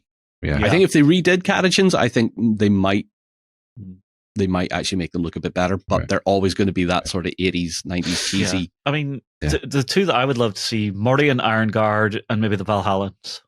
I'd like Valhallans, but I have a feeling that... were always iconic. I have a feeling between Valhallans and Vostrians, I think Workshop would probably lean on Vostrians. Because they're slightly they're different aesthetically by a country mile compared to everything else. Absolutely. Anyway, so combat engineers. We got more shotguns. Yes. We've got a las pistol version of the Luger artillery? Mauser artillery. That's it. The Mauser broom handle. So cool. It's so sexy. Good. Absolutely brilliant. But that's not why we're really here. Everybody's really here for these Death Riders. Yeah. These things hit like a dump truck. Because they took the Forge World ones and went, yes, but have these instead. And what we've got now is this. Yeah, hold my canteen and shovel. Hold my demo charge. They have obviously been made to fit in with the Rough Riders. The Rough Riders, because it's the same weapon loadouts and stuff that are on them. So they'll either have that as their card or they'll have a Krieg keyword with them, which will be good. Right. I'm really looking forward to seeing the codex and what they do with it. Well, this is the interesting thing, because you're getting a Krieg, at least a Krieg artwork codex. We are the Imperial Guard. Yes. Moving on from the amazing Death Riders. They are super cool. This is the most Krieg thing that I remember from the old stuff, is that their heavy weapon teams were just like, yeah, we can have las cannons. Yeah, we can have auto cannons. Yeah, we can have mortars. But what about twin heavy stubbers? Let's just have twin heavy stubbers. And it's love an underrated weapon. It is an underrated weapon. I love that they've kept the old carriage style, but modernized it a bit with the shielding. It's really nice. Yeah. They have just after the Blood Angels swing and a miss, because I just keep calling it the swing and a miss, because Commander Dante was great and everything else was a wet fart. It was I can't disagree. Lamarty's was good. He's okay. He's okay if you like ball gag Vox units. I do like him, to be fair. I do like him, but I just had to get that joke back in. Yeah. But this stuff is an absolute win. And I have one minor thing in the next one. The artillery team. Them sandbags are far too tidy. Yes. Yeah. They have been... someone has been at each layer of sandbag with a sledgehammer patting down as hard as possible. But maybe that's just how the Krieg are. Maybe they're just better at preparing. I love that you can get like the stupidly almost like Big Bertha style gun for them as well to go with that. So it's just like this massive artillery gun that you can shove into your arm. It completely captures that World War I vibe of big cannon on big ass gun carriage. I agree with John on the sandbags. Yes, they are a bit too regimented. Yeah. Mercifully, you can just go to Green Stuff World. That's true. The This sort of picture reminds me of the old Forge World Masterclass book that had the diorama that was made with a Trojan trying to pull a pull a cannon out of a wrecked trench. Cool. And I was like, I remember seeing all that being painted back in the day, and I was like, oh my god, that's just so perfect. So with all this stuff, we're obviously getting a launch box, and it's a beautiful launch box. You're getting a lot of Death Riders in there. You're getting your engineers. No heavy weapons, surprisingly. No heavy weapons, but we are getting the artillery. The big artillery team. Yeah. We don't have the command squad either. We have the character. No. We don't have a command squad. Now, obviously, those are going to come out a bit later. They'll be in Wave 2. Yeah. This is full unit of the Death Riders is nice. Absolutely. That's why I'm getting 2 of these boxes. No hesitation. because 10th edition says you can have up to 3 of the same. Yes, yeah. So I could have 3 small units or 2 really 2 massive units of Death Riders. Full units, yeah. Or 2 bitty ones and a big one. Yeah. Well, we'll see what happens. I think this is probably the best move Games Workshop has made model design-wise in quite a while, because there hasn't been a faction that's had a really big glow-up since... Full faction, Dark Angels, maybe full faction refresh. Yeah, Dark Angels were probably the second best next to the Cadians. Yeah. Although I did see there's stuff coming for the Eldar for the Phoenix Lords. Oh which god, could be interesting. Yes. We'll talk about that when it. As an Eldar fan, I'm waiting to see what else they throw in, because they still forgot Karandras. But anyway, poor Karandras is just being left. Hey guys, what the? What's going on? Where is everybody? Mark it. I'll put it. He'll mark it himself. It's fine. He's fine. What was I going to say as well? Oh yes, for the Death Korps stuff, a lot of people were like, "Where's the infantry?" as John alluded to earlier, that Kill Team box set is just guaranteed to become your Krieg squad that you'll be using as your line infantry. Interestingly, you can't get it as a Kill Team box currently on the Games Workshop web store, so they're probably going through the rounds of kind of like reboxing it, repackaging it to go out as a separate box set for 40k. So I'm very curious to see what they do with the combat patrol, because for that I'm almost expecting your command squad, unit of infantry, and unit of heavy weapons. Yeah. That would make a good combat patrol to supplement that launch box. Would be great. There has been whispers about it, so we should. Well, that's where my money would be going, because it's the things we're not seeing in there. Mm-hmm. Yeah, be a good partnership to that army set, which I assume will come with the codex, as the army sets normally do, don't they? Mm-hmm. I believe that one does. So we shall have to wait and see. But yes, amazing stuff there for the Death Korps of Krieg, looking very, very cool. John is excited. He's buying much of it. I'm sure we'll see some paid stuff in the future of that. I think so. Capping things off for a little bit of Games Workshop news, we also had some reveals for the Mortal Realms. And while there was quite a lot of stuff showing off, I thought one of the most exciting things was the sort of evolution of the Gloomspike Gits, who are getting less gloomy, I suppose we should say, for Warhammer Age of Sigmar. So in the lore of the Mortal Realms, you have the Gloomspike Gits, who are the ones that hang around in the dirt and the mud and the mushrooms with the trolls. And then you have the Gitmobs. So the Gitmobs are the ones that have headed up to the surface and been blinded by the sun of Hysh. And what this means is that they've now got a vendetta against the literal sun. How dare you!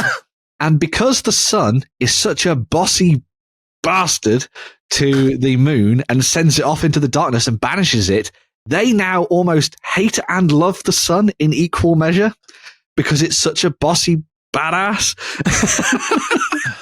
And so now they are riding around in the Mortal Realms using the power of Hysh to blow their enemies up as they charge into combat with them. Leading the way is Drong's the Sun Jumper, who is an old goblin by goblin standards, or grot standards. Chonky. And he is riding on the back of his rather fantastic looking wolf. I see a lot of Space Wolf players who are like, can I has, please? As you can trim that green thing off. Yeah. I love the weapon that is just essentially made out of a bit of realm stone from Hysh that can be just used to bash his opponents to death with. And I also like the kind of callback to kind of almost Grom the Paunch, the old fat goblin with the sort of rolls of fat on his neck, which kind of like harks back to that. So a really nice kit on that front. Whoa, John. Whoa, down, boy, down. Just a sec. I'm making a mess over here. What have you done? I don't know what I've done. Control Z, for the love of God. What have I done? I can't undo it. I don't know what I've done. I kind of see it there. It's fine. I know what you were trying to do, John. We can throw that. We can sort that in the edit. Yeah. Anyway. Thanks. Alongside Drong's the Sun Chomper, we also have a couple of additional characters that they've been working on as well. So there's the Snarl Boss on Warwheeler. That is a classic sort of Goblin Wolf Rider style aesthetic going on there. Charging forward with flail at the ready. You also note that on the back, there are two suspect-looking volatile jugs, shall we say, looked over by a snotling. That's effectively the afterburners of a chariot. So they can unleash that to get like super fast, like a badass speed freak from Warhammer 40,000, because it's a volatile mix of both the elements of Hysh and everything else to make it go really, really fast on the tabletop. I thought this was just parked up as a latrine wagon. It might also be that as well. So you got the Snarlboss there on the Warwheeler. There's also the Frazzlegit Shaman, who comes on the. So this will probably be part of the same kit for the chariot, and they ride around on the top of that massive totem using the power of Hysh and everything to blind their opponents.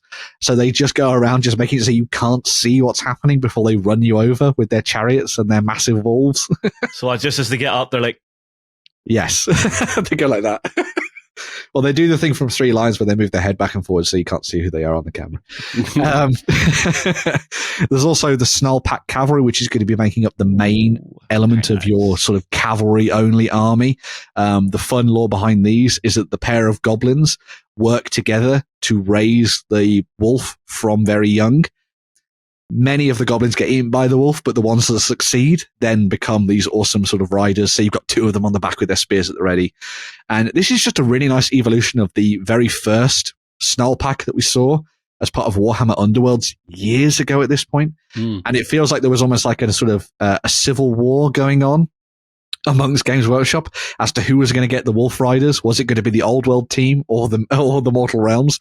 Clearly the Mortal Realms have won and got themselves some really nice new models on that front. I mean, they're meant to be vicious. I hear they bite. Exactly, yes.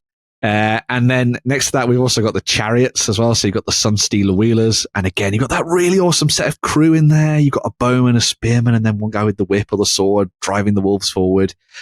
The goblin aesthetic has slightly changed to match more of the goblin look from Mantic, I think, compared to the kind of classic big-nosed sort of Warhammer goblins. You've got the kind of like more hook-nosed vibe to these. Oh, that's a big honker over there. That is quite a honker. Yeah. See, I will say I love the variation that we're seeing between vehicles and stuff. It's got that nice ramshackle feel that any of the goblinoid or orc races should have. Yeah, and even though both of those kits, for example, have shields on the side, they're in different designs. So it creates a nice dynamic between the two. Even the wolves are different in the kind of like their facial expressions, which is good. But even see the one on the back has no spike between the wolves. The one on the front does. Tiny details like that really set things off for me. Yeah, it's really good. Last but not least, a Doom Diver is back. Oh, the return of the man, the myth, the legend. So the Doom Diver has returned with very willing goblins on the back of it, as you can see. I also like that they've made this almost a chariot as well, which can kind of be driven around and run over people. I really liked the fact that they've kind of gone with the vibe of the Doom Divers from the old world where they get flung in and they explode and all that kind of thing. But in this one, because of the whole sort of like uber magic element of the Mortal Realms and Warhammer Sigmar, their helmets are actually infused with the boiling power of Hish. So when they land, they explode. So there's no way these guys are walking back for another go. Oh, no, that's a one-way ticket right there. No refunds. Yeah. And you've got the little snotling there as well, ready to like release the chain and everything as well, which I think is a really nice bonus. I do like the mechanics they have for it with the big heavy spike ball at the back. The kind of weigh it down. Running through to actually grab and bring it back. Yeah, that's really nice. And it's nice as well. It looks like you can have it in loaded position or unloaded. Yep. Yeah. So you can have the goblin ready to go or flung out in front of it. Say if you're going to run 2 of these, you've got some options for building, which is always nice to see. Yes. Much like with the Death Korps of Krieg, there's going to be an army set for this for Warhammer Age of Sigmar, which comes with a selection of the sort of key elements that you'll need to build up your Gitmob. Obviously comes with drogs there leading the way alongside the wolves and the chariots. So you've got a nice little starter option for you there. But have no fear, the old Gloom Spites aren't going away. They are still going to be included as part of the battle tome, alongside rules for making your own characters through the Path to Glory system and Age of Apotheosis. They have actually said that you're going to be able to make your own, because Age of Apotheosis is a really nice little set of rules, by the way, for like making your own characters for use in narrative play. And they're going to include rules in there for making goblins and stuff, but also Troggoth rules. So if you want to make your own troll character, you can do to lead your trogs on the tabletop, which I think is a nice little bonus. But yeah, some really awesome stuff there for the world of Age of Sigmar and the Mortal Realms. Right. I think we should move on to delve into more of the show. So over the last couple of weeks, we have been talking about Terrainfest, and obviously we've been seeing the development of the boards for Armored Clash from Justin and Warren, but still working on it. John is stepping in this week to give us a little bit of a taster of what he's been working on, as he's been building a rather awesome Kill Team board. Well, here I am, having thought I wouldn't take part in Terrainfest because I didn't own any terrain. That very swiftly changed when I won a copy of Hivestorm in a raffle for £10. So I thought, well, for a tenner it's worth a punt, right? And I went ahead, started work on it, and then was like, actually, this should just be Terrainfest, so let's make a project. So I made a project, which is probably linked below. Thanks, Ben. And this is what I've been working on. This is what I have currently got up to with this board. So the idea was to make a board that was relevant to actually playing Kill Team on. So what I did was use a layout from the Hivestorm box and just made the terrain, set it all down on a board, glued it all down, and thought, right, I also want this to be a platform for miniature photography. You know, I want to take a good few shots of my 40K stuff and whatnot, and thought, if I make it as cinematic looking as possible, make it as interesting looking as possible, then I've given myself a nice background for a little bit of photography. So, as I explain in the project blog, I took a lot of inspiration from the likes of abandoned factories in the States, Pripyat in Ukraine, various other locations that are sort of industrial stroke abandoned, because I didn't want to do the typical ruined industrial war zone that everybody in sort of Warhammer is very used to with their terrain. I wanted it to look more, there has been a fight, it's now not a fight anymore, it's been left for a few decades or whatever, and now we're moving around it again for whatever reason. And doing that as the inspiration allowed me to get the cogs turning and start figuring out weathering and color and all that sort of stuff. So spent a lot of time on the rusts, spent a lot of time on how concrete will weather and fade and stain and stuff like that. And I just started working on it, and it was very free flow. There was very little this step, then this step needs to happen next. It sort of just went with it. And I enjoy projects like that where I don't need to line everything up in a row to say what step is what. So I think overall the board's looking pretty good. I'm struggling a little bit on the ground effects because if you'll see in the project blog, I used bicarbonate of soda for one of my textures. And no matter what I do, that bicarbonate of soda is coming back up through everything I do, through all the pigments, through all the PVA glue. It's just coming back up and up and up again. I've got it to the point where it kind of just looks like Industrial Stain version 3 or something like that. You know, it's there. It's just going to be part of the board forever at this stage. So if you're interested in seeing what the more nitty-gritty parts of this board construction and stuff are like, go over to the project system, check it out, and leave a comment if you feel like it, or ask any questions if you like as well. But there's not much point in rambling too long on these, because this is a small, condensed project that has currently taken me a week. It's probably going to take me maybe another week if I want to do a bit of fine-tuning on the details and stuff like that. And yeah, it's just nice to get a quick, small project that just let me go mad for a few days. Anyway, let's head back to the Weekender. Looking very good indeed there, John. It's kind of a project that's kind of sprung out of nowhere, which I think has been quite cool. But yes, yeah. I just like the fact that John looked at it and went, small, self-contained, I can do this. I can achieve this before anyone else achieves anything. Yes, that's true. I've still got to paint my trees for Terrainfest. There you go. I'm still working on main structure builds. Yeah. We'll talk about that a little bit more on XRBS. I think we'll have a look into your project and see how it's all come together. Come join us. Talk a little bit more about it as a terrain project and sort of how it came together. But there we go. Yes, as you can tell, getting tired. And so we should probably end the show. It is very late at night. Yeah, goodbye. So we have a couple of Kickstarters that we're going to dive into before you're allowed to go, Justin. Starting off with one from Bad Squiddo Games. They are back for a very small bijou, as Jerry would say, Kickstarter campaign for Pulp Heroines, Badass Femme Adventurers for TTRPGs and beyond.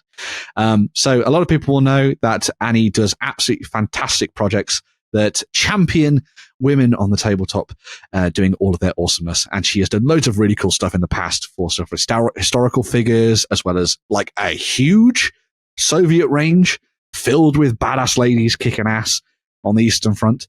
But in this project, we are diving into a selection of different miniatures for use in Pulp games on the tabletop. So if you're playing the likes of 7TV or Pulp Alley, for example, as well as many other games that are out there, this is a set of 6 figures, although there's a few extra bits and pieces as well that you can dive in to get your hands on. All of these ladies are brilliant for using all those kind of games, as I say, like skirmish games or role-playing games, and they've all been armed to the teeth with the kind of weapons that you'd expect them to have during the 1920s and 30s. The other thing that I really like about this set is that you wouldn't necessarily have to use them as heroes. I think there's a few characters in this set that would be really good as villains. There's a lady with a eye patch that I think would be particularly good. This is clearly a villain. I don't know. Up further, I saw Edna. She looks like she would, mess you up. Edna would, yes. Edna looks like Piper out of Fallout 4.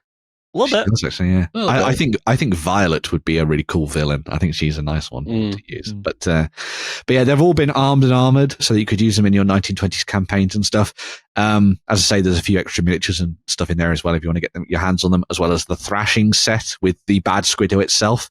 So if you wanted to do some kind of, leagues under the sea or sort of adventuring on a submarine or something, you've got some options on that front as well. All metal, all single piece, all ready to go, all sculpted by Shane Hoyle, who has done an absolutely fantastic job on these. They fit in with the rest of the range that is currently available from Bad Squiddo, of course, and you can obviously go and explore more from various other creators if you wanted to as well.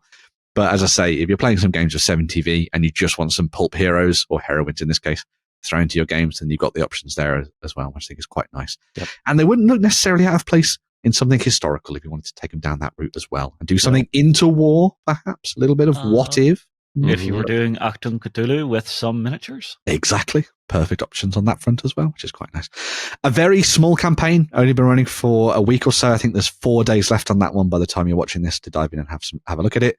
But definitely go and check it out if you're looking for some pulp heroines to kind of add some uniqueness to your role-playing games and skirmish games, whatever they may be. Very nice. And we're going to move on to I wonder why Ben picked this. This isn't my fault. Dwarves or elves? This isn't my fault. Because there's a lot of things in this that are your fault. Yeah. I was shown this in the Discord, so I had to talk about it, all right? So it's not my fault. Oh, you had to talk about it. Right. Under duress. Pull up the book, it never happened. Under duress. Look, it's dwarves.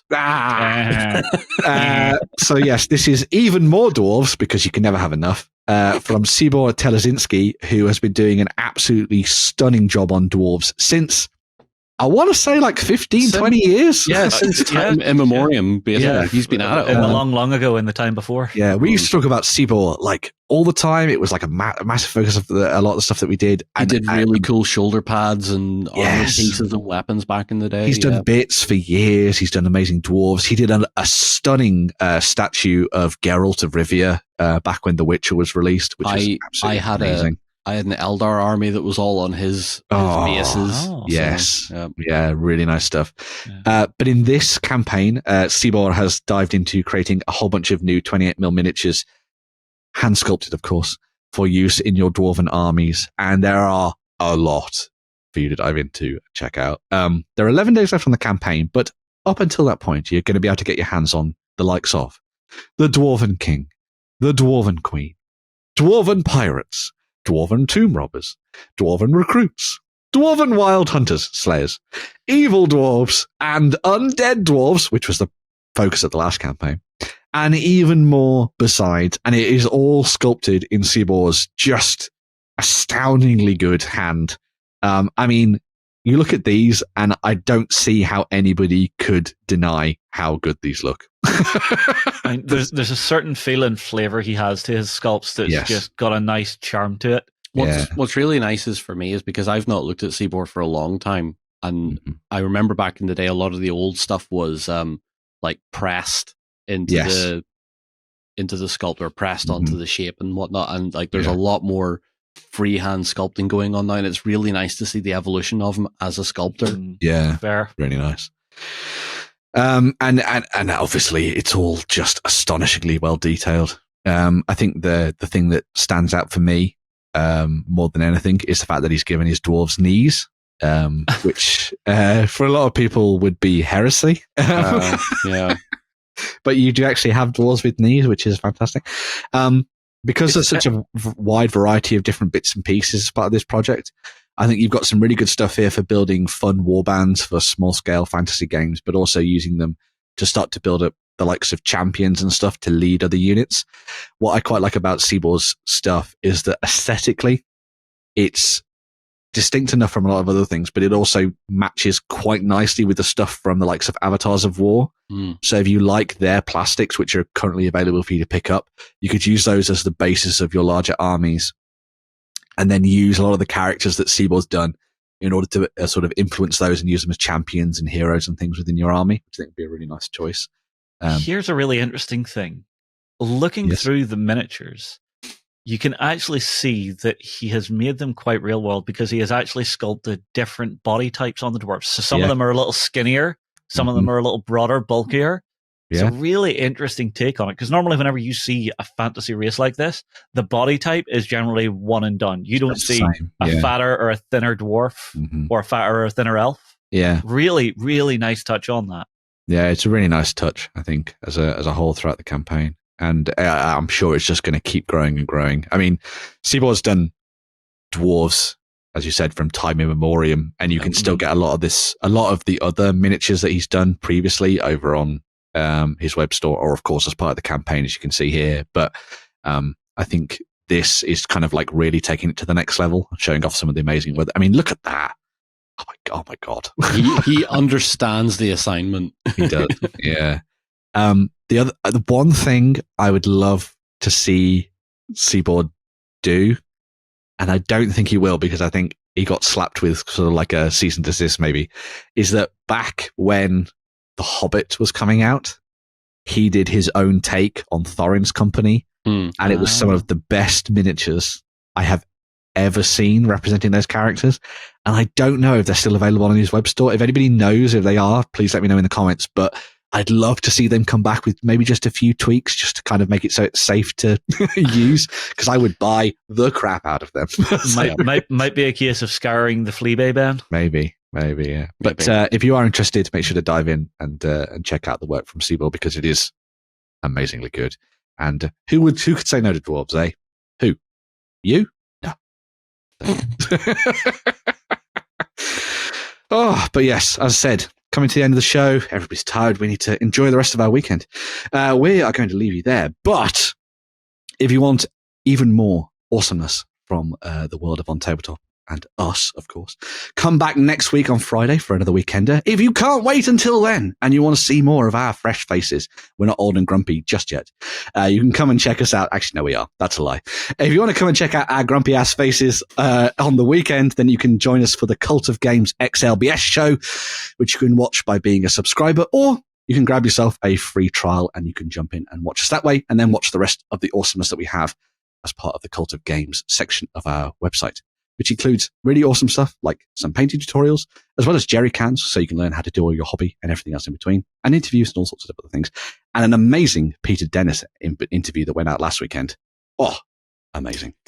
But yes, if you want to dive in and check that out, make sure to join us on Sunday. But until then, obviously, we'll be back next week on Friday for the Weekender. But yes, bye, everybody run away.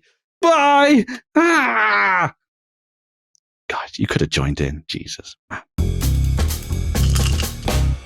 Go ahead and check out our other content on screen now. And while you're at it, why not hit subscribe and remember to ding our dong.